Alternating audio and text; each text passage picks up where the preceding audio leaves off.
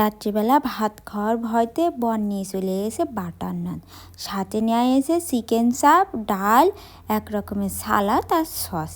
আমি তো বাটার নানের সাথে চিকেন চাপ খাতে সেই পছন্দ করি, কিন্তু আমার বর তো পোলট্রির গোশের কোনো জিনিসই খায় না।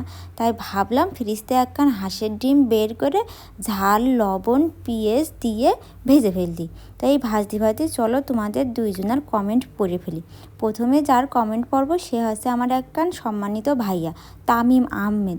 ভাইয়া লিখেছে, আপু আপনার প্রত্যেকটা ভিডিও দেখি, প্লিজ রিয়াকশন দিবেন প্লিজ। রিয়াকশন নয় ভাইয়া, আপনাকে রিপ্লাই দিয়ে দিলাম, থ্যাংক ইউ সো মাচ। এভাবে প্রত্যেকটা ভিডিওতে আমাকে ভালোবাসা দিয়েন এবং এভাবেই আমার পাশে থেকেন। এরপরে যার কমেন্ট পড়ব সে হচ্ছে আমার হাই স্কুল লাইফের একজন ফ্রেন্ড, নাম হচ্ছে জয়া রয়।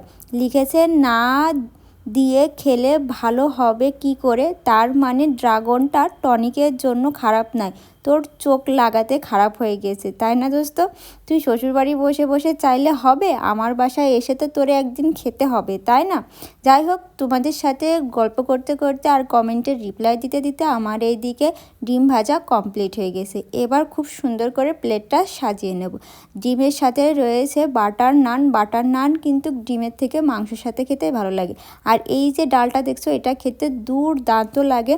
এর সাথে রয়েছে এই সুন্দর সস এবং রয়েছে একটা স্যালাড। প্রত্যেকটাই কিন্তু হোটেল থেকে নিয়ে আসা। হোটেলের নামটা আমি এখানে উল্লেখ করছি না, কারণ আমার এখন খেয়াল নেই। আর এই হচ্ছে চিকেন চাপ। চিকেন চাপটা আমি ঢাকাতে খেয়েছি, দুর্দান্ত লাগে। কালীগঞ্জের ভিতরে আমার তেমন কোথাও ভালো লাগেনি, তবে আজকেরটা খেতে দুর্দান্ত ছিল।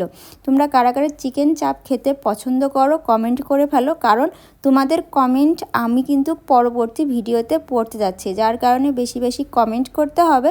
আজকে আমি যেমন 2টা কমেন্টের রিপ্লাই দিয়েছি, নেক্সট টাইম আমি চেষ্টা করব 3টা কমেন্টের রিপ্লাই দেওয়া। কমেন্ট যত বেশি আসবে রিপ্লাইও তত বেশি যাবে। তো আমি তো চিকেন চাপ দিয়ে বাটার নান খাচ্ছি, তবে আমার বর ডিম এবং ডাল দিয়ে খাচ্ছে, তারপরেও বলছে খুব স্বাদ হয়েছে, খুবই ভালো। তোমরা চাইলে কালীগঞ্জের ভিতরের যে বাটার নান বা চিকেন চাপ পাওয়া যায় ট্রাই করতে পারো একবার।